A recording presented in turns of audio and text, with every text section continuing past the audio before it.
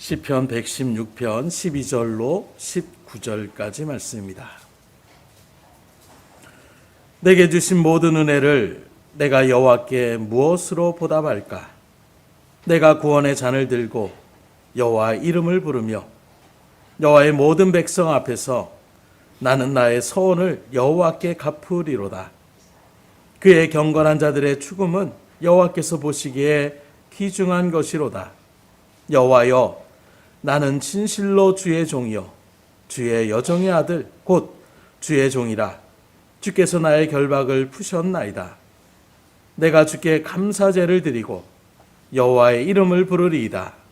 내가 여호와께 서원한 것을 그의 모든 백성이 보는 앞에서 내가 지키리로다. 예루살렘아, 내 한가운데에서 곧 여호와의 성전들에서 지키리로다. 할렐루야. 아멘. 오래전 사진들을 쭉 보는데 여러 가지 생각들이 또 그 상황들이 쓱 스쳐가면서 울컥하는 마음들이 그렇게 생기는 것 같습니다.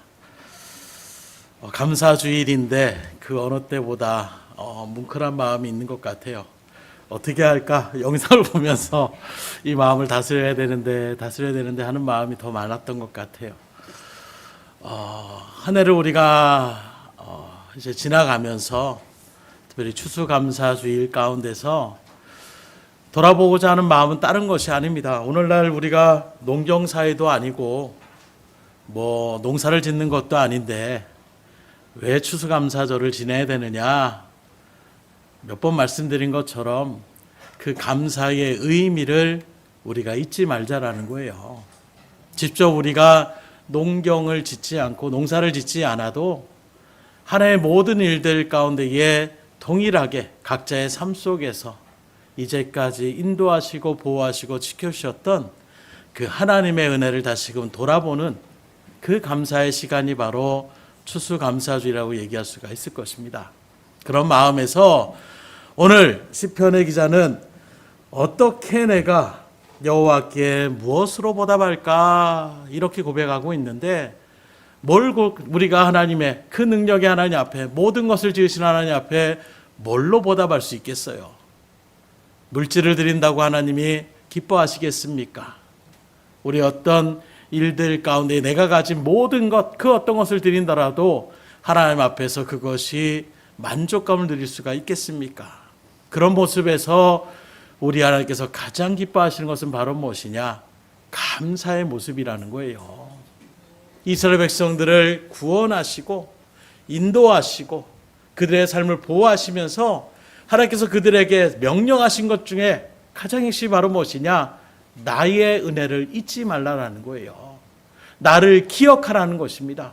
자자손손에게 이 모든 일들 가운데에 역사하셨던 그 하나님의 은혜가 무엇인지를 가리키고 양육하라고 말씀하고 있는 거예요. 그 말은 무엇입니까? 하나님을 잊지 말라라는 것입니다. 어떤 하나님을 잊지 말라는 것입니까? 우리를 힘들게 하고 지치게 하고 괴롭히는 그런 하나님이 아니라 그 어떤 괴로움 속에서도 우리를 이끄시고 보호하시고 인도하셨던 그 구원의 하나님, 은혜의 하나님을 기억하라고 말씀하고 있는 거예요. 그런 부분에서 오늘 특별히 그러면 우리가 어떻게 감사해야 되느냐, 좀 더 구체적으로 몇 가지를 여러분과 같이 나누고자 할 때에 여러분들의 심령 가운데에 늘 감사가 흘러넘칠 수 있는 은혜가 있기를 주님으로 축원합니다. 첫째는 어떤 감사를 주님 앞에 드려야 되느냐? 우리의 평범한 일상에서의 감사를 하나님 앞에 드릴 수 있어야 되는 것입니다.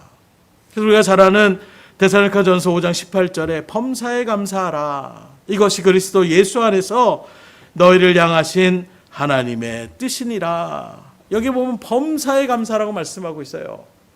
범사라는 의미는 뭐가 들어가느냐? 기쁠 때나 슬플 때나 아플 때나 괴로울 때나 모든 그 어떤 순간에서도 감사하지 못할 것이 없다라고 얘기하고 있는 것입니다. 그래서 우리가 건강할 때도 감사할 수 있어요. 그러나 건강을 잃을 때에도 감사할 수 있는 것, 이게 바로 범사의 감사라고 얘기하고 있는데, 이런 일들 가운데서 오늘날 생각해 볼 때에 2023년도 이제 몇 달, 이제 한 달이 조금 더 남았어요. 그 기간 가운데서 쭉 2023년을 돌아보게 되면 평범했던 삶이 더 많았습니까? 아니면 어떤 특별한 그런 사건의 날이 더 많았습니까? 돌아보면 일상에 그냥 평범하게 오늘 하루도 그냥 하루가 이렇게 지나갔구나 하는 날들이 더 많으셨을 거예요. 그런 평범한 날들 가운데 우리가 잊혀지기 쉬운 것이 바로 무엇이냐? 감사의 마음인 것입니다. 우리는 어떤 드라마틱한 그런 것들만 생각해요. 그래서 내가 어떤 질곡 가운데 있는데 하나님 고쳐주세요. 그리고 하나님께서 깨끗이 그것을 고쳐주셨을 때에 하나님 감사합니다. 이런 것들만 우리가 생각합니다. 물론 감사할 일이에요. 그러나 우리가 그 시각을 돌아보면 내가 어떤 몸에 이상이 생겼습니다.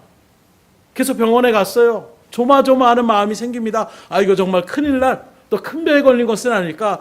그리고 막상 진료를 딱 받았는데 아무 이상 없습니다 라고 했을 때에 우리의 마음 가운데 어떤 마음이 들겠어요? 아이고 감사합니다 라는 마음이 절로 들 수밖에 없을 것입니다. 그러나 이 모든 일들을 조금만 바꿔서 생각해 보면 내가 무슨 일이 생길 줄 알았는데 안 생겨서 감사하다, 이게 아니라 그렇기 때문에 평범한 일상 가운데 오늘 한 날도 내가 아무 사고 없이 아무런 문제 없이 한 날의 삶을 또 이어나갈 수 있는 이 모든 것이 하나님의 은혜임을 여러분들이 마음가득 새기시고 친절한 감사를 드릴 수 있기를 주님으로 축복합니다. 그래서 우리 학생 청년부들이 고백하면 그 고백들을 바라보니까 바로 그 찬양의 일들처럼 동일한 마음인 것 같아요. 어떤 일에도 감사하며 나갈 수 있는, 특별히 여러분들의 평범한 삶의 일상, 그 삶을 이루어 나갈 수 있음에 감사할 수 있기를 주님으로 축원합니다. 그래서 아침에 일어나서 오늘도 지겹다, 따분한 하루가 시작되었다, 아마 이런 마음으로 푸념하며 시작한다라면 그 한 달의 삶은 불행할 수밖에 없을 거예요. 모든 것이 다 만족스럽지 않을 것입니다. 그러나 오늘도 하나님께서 나에게 또 한 날에 새로운 날을 시작하여 주시고 또 그 일들 가운데 하루를 선물로 주셨구나, 이런 마음을 가지고 하루를 시작해 본다라면 그 모든 것이 다 감사의 제목이 될 수밖에 없을 거예요. 사람을 만나도 감사하고, 내가 전철을 타며 그 북적북적한 일들 가운데 아이고 힘들다, 이게 아니라 이 힘든 속에서도 내가 내 한 몸 지켜나가면서 그 모든 일들을 또 이뤄나갈 수 있음에 감사할 수 있는 이런 모습들이 여러분들의 일상 가운데에 늘 울려 퍼질 수 있기를 주님으로 축복합니다. 저는 늘 감사할 수 있어야 되는 거예요. 두 번째로 어떤 때 감사하느냐? 위기 가운데 우리를 건져주신 것에 대하여 감사할 수 있어야 됩니다. 우리가 삶을 살아가다 보면 예측하지 못한 일들이 우리 가운데 펼쳐질 때가 있어요. 갑자기 사고가 나고 갑자기 문제가 일어나고 질병이나 또 사업이나 또는 자녀의 문제나 여러 가지 불행한 어떤 사고들을 당할 때가 있는 것입니다. 하지만 하나님께서 이 모든 어려움과 위기 가운데서도 우리를 지금까지 지켜주시고 인도하여 주신 것에 감사할 수 있는 그 마음의 자세가 우리 가운데 있어야 되는데, 지금 당장 내가 불행의 일들 가운데 있는데, 내가 지금 큰 사고, 내가 정말로 아픈 일들 가운데 처해 있는데 어떻게 감사할 수 있느냐? 믿음의 선진들을 바라보게 되면 오히려 그들은 그 인생의 절망과 그 고난과 역경 속에서 하나님 앞에 감사를 고백하는 것, 그 감사의 고백 위에는 무엇이 있느냐? 전능하신 그 하나님이 이 고난의 위기 가운데 우리를 내버려 두시지 않고 반드시 우리를 고난 가운데서 구원해내시고 인도하실 것이라는 믿음의 확신이 있었기 때문에 그들은 고난 속에서 감사할 수 있었다는 거예요. 그래서 시편 119편 71절에 보면 다윗이 이렇게 고백합니다. 고난당하는 것이 내게 유익이라, 이로 말미암아 내가 주의 율례들을 배우게 되었나이다. 오히려 다윗은 고난 가운데서 감사하다라는 거예요. 근데 그 감사의 이유가 무엇이냐? 하나님의 율례와 법도를 배우게 됐다라고 이야기하고 있는 거예요. 그동안은 하나님의 보호하심이 뭔지 몰랐습니다. 그동안에는 그냥 내 힘과 능력으로 살아간 줄 알았습니다. 그러나 고난을 당하고 나다 보니까 내 힘과 능력으로 내 삶을 지켜나가는 것이 아니라 하나님의 그 능력의 은혜의 보호의 손길을 통하여 내가 삶을 영위하며 나갈 수 있었던 것이구나. 다시금 하나님을 깊이 있게 생각하며 나갈 수 있는 그런 믿음의 고백이 나오는 거예요.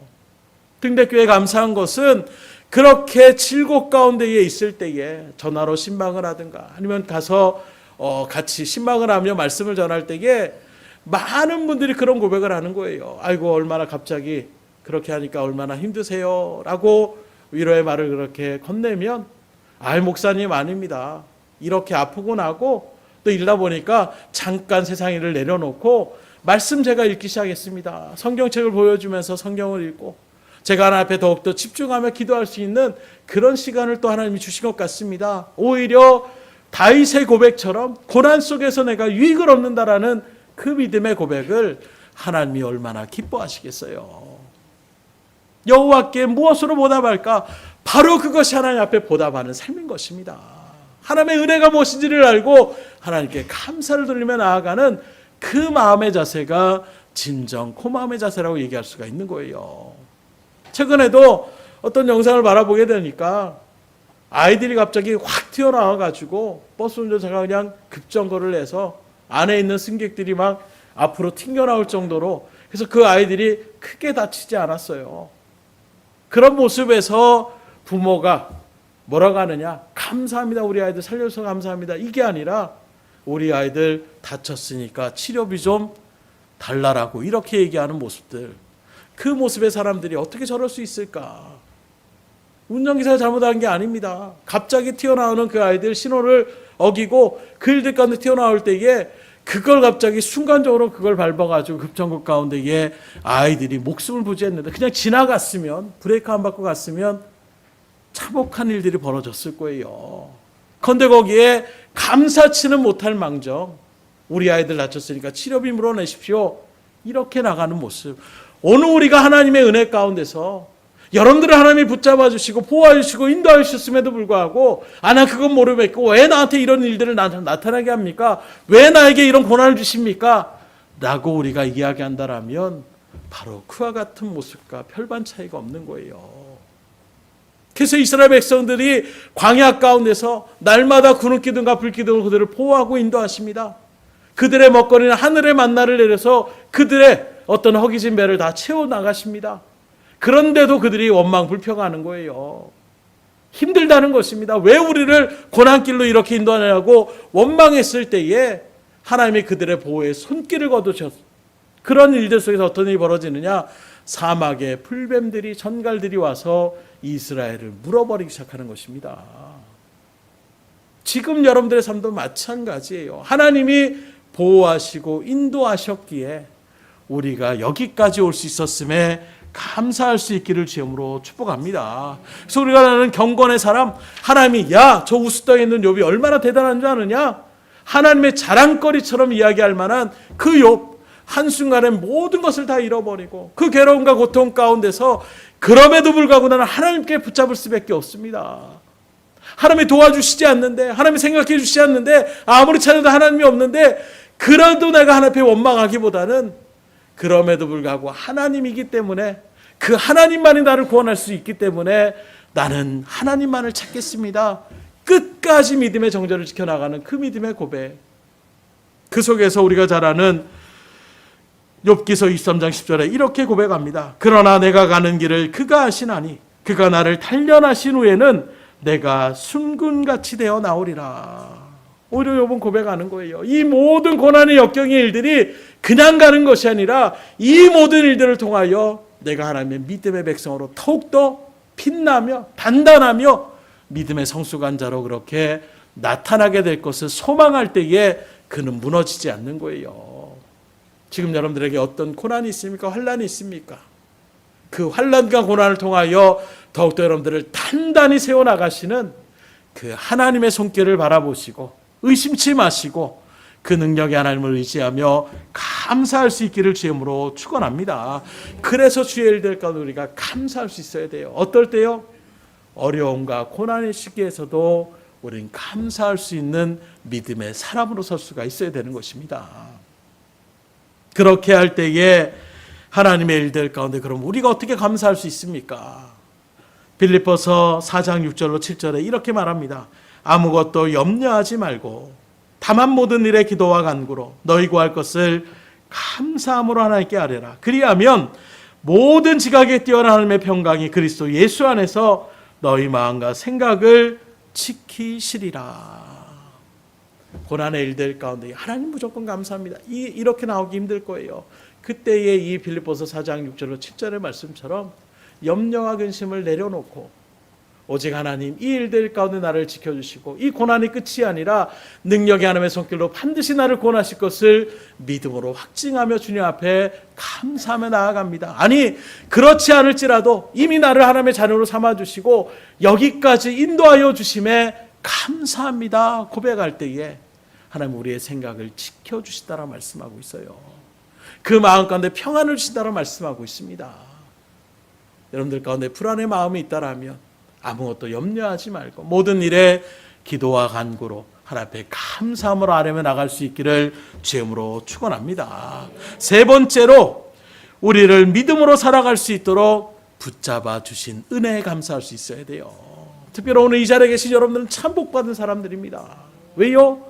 그 수많은 어떤 일들 가운데서도 세상과 연합하기보다는 하나님의 말씀의 자리를 소망케 하여 주신 것, 이게 내가 교회 가야지 하는 마음으로 저도 시작했어요. 그러나 그게 아니더라고요. 어렸을 때 주일학교에 거기 가면 먹을 거 있대, 거기 가면 즐겁대, 거기 가면 영화 보여준대, 거기 가면 연극 보여준대, 이런 일들 가운데 발걸음을 했던 발걸음이었지만 말씀을 알고 묵상하며 주님의 은혜가 무엇인지를 깨달을 때에 내가 가고 싶어서 가는 것이 아니었구나. 그 마음도 하나님이 주신 것이고 그렇게 갈 수 있는 건강도 하나님이 지켜주셔야 갈 수 있는 것이구나.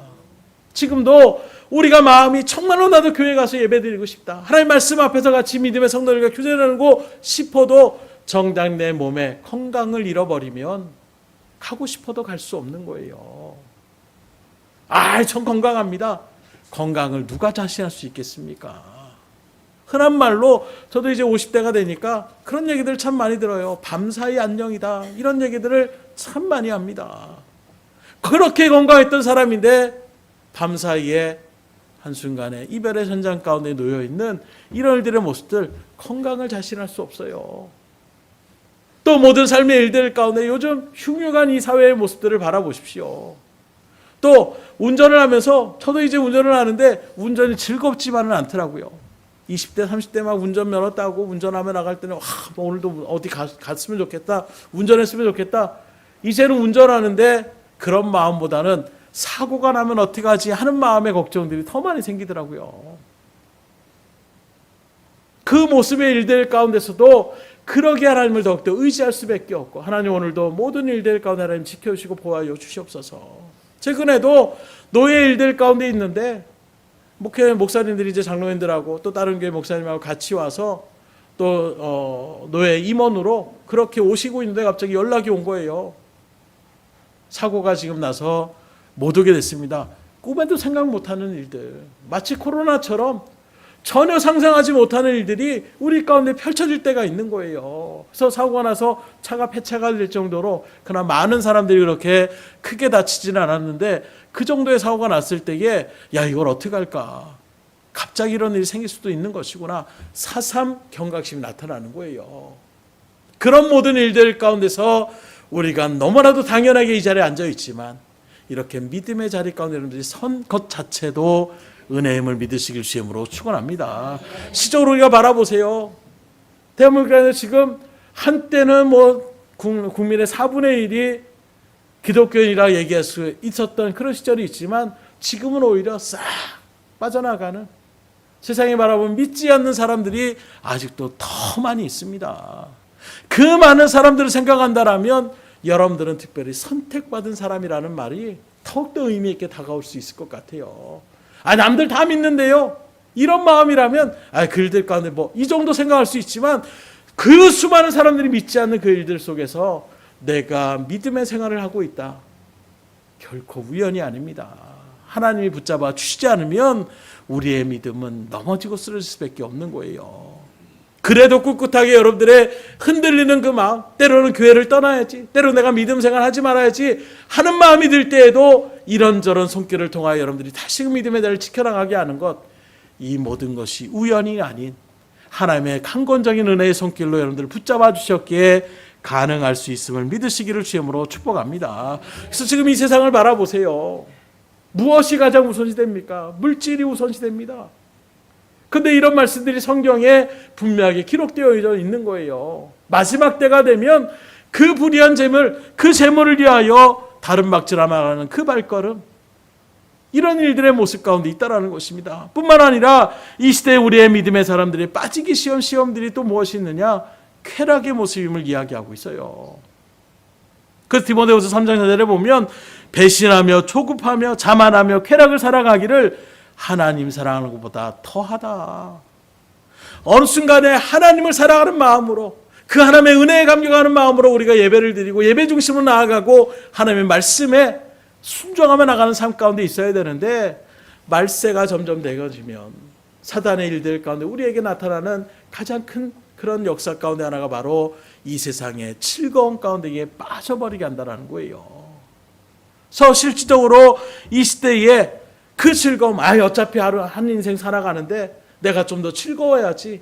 지금 우리 한국 사회에도 만연되어 있는 것들이 무엇입니까? 결혼하지 않는 것, 또 결혼을 해도 아이들을 낳지 않는 것. 그 이면을 바라보면 뭘 얘기합니까? 희생이란 마음은 조금 더 깔려 있지 않습니다.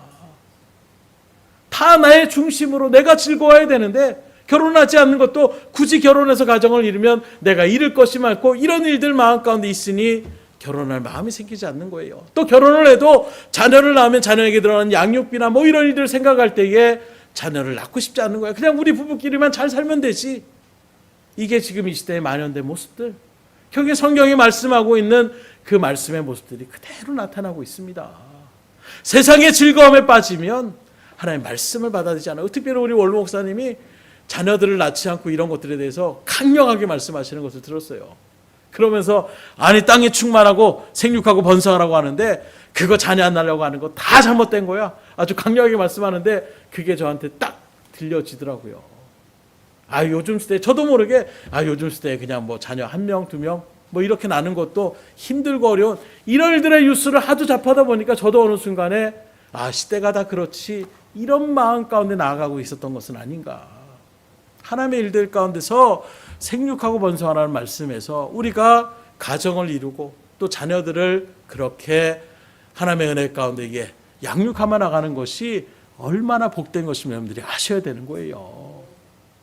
그 자녀들이 우리 가운데에 중심이 되는 것이 아니라 그 자녀들까지도 주의 은혜 가운데의 믿음으로 우리에게 선물로 주신 하나님의 은혜의 손길을 바라보며 우리가 믿음으로 아이들을 잘 양육하며 나갈 수가 있어야 되는 거예요.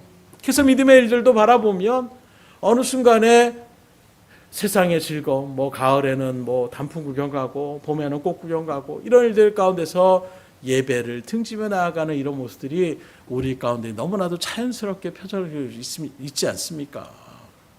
예전에는 항상 교회 중심이었고 또 말씀 중심이었고 주일날 이런 일들 가운데 있었던 우리의 말씀들이 어느 순간에 그래도 우리가 그런 일들 가운데 어느 순간에 모두의 흐름이 그러다 보니까 우리들의 마음도 그렇게 흘러가고 있는 것은 아닌가. 제 말씀 앞에서 우리의 마음을 다잡을 수 있기를 주님으로 축원합니다. 물론 그것 자체를 통하여 우리의 믿음이 완전히 잃어버렸다고 얘기할 수는 없어요. 그러나 그렇게 점점 우리가 양보할 때에 어느 순간에 우리의 믿음은 지켜나갈 수가 없는 것입니다. 이러한 시대에 오늘 여러분들이 이 자리를 지키고 있으니 주님 앞에 나와 또 추수감사제를 맞이해서 하나님의 은혜를 다시금 돌아보며 감사하며 마음을 생각하며 나갈 수 있다는 것, 이 자체가 하나님의 은혜임을 다시금 주님 앞에 친정으로 감사하며 나갈 수 있기를 주님으로 축원합니다. 그래서 성경의 말씀을 바라보면 믿음을 천금보다 더 귀하다라고 얘기하고 있어요. 우리가 부자가 되지 못하고 사회에서 성공자가 되지 못하고 유명인물이 되지 못했다고 하더라도 주님께 인정받는 삶을 살아가고 있다라면 그것이 가장 영광스러운 삶을 살아가고 있음을 믿음으로 바라보시고 하나님 앞에 정말로 영광 드리며 나아갈 수 있기를 주님으로 축원합니다. 마지막으로 하나님께서 우리의 장래의 모든 삶을 인도해 주실 것을 바라보며 감사할 수 있으셔야 돼요. 오늘날 우리가 살아가는 이 시대를 정말로 급변하는 시대라고 얘기하고 있어요. 어떻게 변할지 모릅니다. 지금 우리가 생각하는 일들 가운데 AI에 대한 부분들도 이야기하는데 이것이 신학적인 일들 가운데 지금 위기에 놓여 있어요. 이제 AI가 발달되는 일들 가운데서 과연 그 AI에 대한 부분들을 성경적으로 우리가 어디까지 인정해야 될까? 복제인간이라는 이런 말들이 어느 순간 우리에게 당면하는 그런 소재로 이런 모습들 가운데에 펼쳐지고 있는 모습들을 우리가 바라보면서 이런 급변하는 일들 가운데에 특별히 오늘날 가장 한국교회에서도 또 한국 사회에서도 문제가 되는 것 중에 하나가 바로 무엇입니까? 고령화 사대라고 이야기하고 있어요. 점점점 나이가 들어가는 그 일들 속에서 노후 대책을 어떻게 해야 될까? 예전의 삶 속에서는 정년퇴직을 하고 길어야 한 20년 이렇게 살다가 이제 작고하며 나가는 이런 일들이 일반적인데 요새는 100세 시대가 되고 이런 일을 바라보니까 50년, 60년 가운데 정년퇴직을 하게 되면 남은 반평생을 또 살아가야 되는 것들에 대한 걱정이 안 생길 수가 없는 시대 가운데 살아가고 있어요. 이런 일들 가운데서 우리가 어떻게 그 일들을 예측하며 또 그 근심을 떨쳐버릴 수가 있겠습니까? 하나의 말씀을 붙잡고 나아갈 때에 시편 23편 6절은 이렇게 표현합니다. 내 평생의 선하신가 인자하심이 반드시 나를 따르리니 내가 여호와의 집에 영원히 살리로다. 내 평생을 하나님이 붙잡아주시고 이끌어주시고 더 나아가 그 마지막에 하나님의 집 가운데에 내가 반드시 들어가게 사는 그 삶의 모습 가운데 섰을 때에 우리의 믿음은 소망 가운데는 기대감으로 나아갈 수가 있는 거예요. 최근에도 장례 예식 가운데 그렇게 간 적이 있었는데 그 예식에서는 마찬가지입니다. 이별의 그 아픔, 항상 죽음과의 그 갈라놓는 살아있는 사람들과 죽음과의 그 이별의 아픔은 우리가 어찌할 수가 없어요. 그럼에도 불구하고 감사한 것은 우리에겐 영원한 하늘나라의 소망이 있다라는 것. 이게 얼마나 많은 위로가 되는지 세상 깊이 있게 느껴지는 그런 시간이었습니다. 그냥 이 세상의 삶의 모습이 전부라고 한다면 우리는 아파할 수밖에 없어요. 또 언젠가 헤어질 수밖에 없는 그런 두려움의 삶 속에서 살 수밖에 없습니다. 그러나 하나님의 말씀인 진리의 말씀 우리가 믿음으로 살아간다면 우리는 헤어짐으로 끝나는 인생이 아니라 다시금 저 영원한 하늘나라의 은혜 가운데 만날 수 있음을 소망할 수 있으니 여러분들이 얼마나 복된 사람이고 얼마나 감사할 일들이 넘치는 사람이라고 이야기할 수가 있겠습니까? 더 나아가 우리는 한날에 단 한 시간 1분 1초도 우리는 예측할 수 없지만 하나님 우리의 앞날까지도 다 아시고 계시다라고 말씀하고 있어요. 그 하나님이 우리를 붙잡으시고 반드시 하나님의 은혜의 나라 가운데로 인도하심을 믿음으로 확증하시며 감사할 수 있기를 주님으로 축복합니다. 말씀을 드립니다. 오늘 말씀 12절에 내게 주신 모든 은혜를 내가 여호와께 무엇으로 보답할까? 이 시편 기자의 고백처럼 우리는 하나님의 은혜를 잊지 않고 늘 감사하며 나가는 그 감사의 삶이 되어야 되는데 그 일들 속에서 아무리 세상적으로 많은 것을 이루었다고 하더라도 정작 하나님의 은혜를 생각하지 못하고 하나님 앞에 감사하지 못하는 사람은 하나님 앞에 인정받을 수 없어요. 결국에는 이 세상에서 그가 나름의 성공의 자리 가운데 섰을지 몰라도 그 인생의 모든 것 가운데 평가한다라면 영원한 그 다음에 형벌 가운데 놓여지는 그 인생만큼 실패된 인생이 어디 있겠습니까? 그러나 하나님의 나라를 위하여 감사하며 살아가는 믿음의 사람은 하나님이 그를 반드시 기억하시고 그 하나님의 은혜의 나라 가운데에 하늘의 평안과 하늘의 복을 주신다라고 약속하여 주셨사오니 오늘 특별히 추수감사주의를 맞이하여 여러분들은 하나님 앞에 어떤 감사의 마음을 아뢰며 나오시기를 원합니까? 한 해 동안 베푸신 하나님의 은혜를 생각할 때에 여호와께서 내게 주신 은혜를 무엇으로 보답할까? 정말 시편 기자의 고백처럼 이 시간 나에게 주신 하나님의 은혜를 다시금 생각하며 진정으로 하나님 앞에 감사하며 나갈 수 있는 그런 모습에서 오늘 말씀을 같이 나눈 것처럼 일상의 그 평범한 삶 속에서의 삶을 이루게 하여 주심에 감사하시고 그 어떤 고난과 역경 속에서도 우리를 구원하여 주시고 인도하여 주신 하나님의 손길을 감사하시되 또 여기까지 믿음으로 하나님의 은혜의 자녀의 자리에서 이탈하지 않고 믿음을 지켜나갈 수 있도록 우리에게 그 믿음을 허락하여 주심에 감사하며 마지막으로 우리의 장래까지도 반드시 하나님께서 은혜의 길로 인도하심을 믿음으로 바라보며 감사하며 나갈 수 있는 여러분들의 은혜가 될 수 있기를 주님으로 축원합니다. 여러분들이 그런 마음으로 하나님 앞에 감사하며 나가면 반드시 하나님께서 복의 복을 더하여 주실 것입니다. 이 땅 가운데서도 주님께 주시는 그 은혜의 복을 즐겁게 누리며 영혼들에게 그 하나님의 영광을 아름답게 울려 퍼지도록 선포하며 하나님의 일들 가운데 믿음의 사람으로 더욱더 든든히 서서 주님 앞에는 영광을 돌리고 세상 사람들에게는 구원의 복된 소식을 증거하며 나가기에 부족함이 없는 여러분들의 삶이 될 수 있기를 지금으로 축복합니다. 기도하겠습니다. 하나님 감사합니다. 우리가 무엇이 간데 이처럼 우리들을 택하여 주시고 불러주시고 하나님의 귀한 사명도 주의 놀라운 일들을 감당할 수 있는 능력도 허락하여 주시니 감사합니다. 이제 2023년도도 몇 날 남지 않았습니다.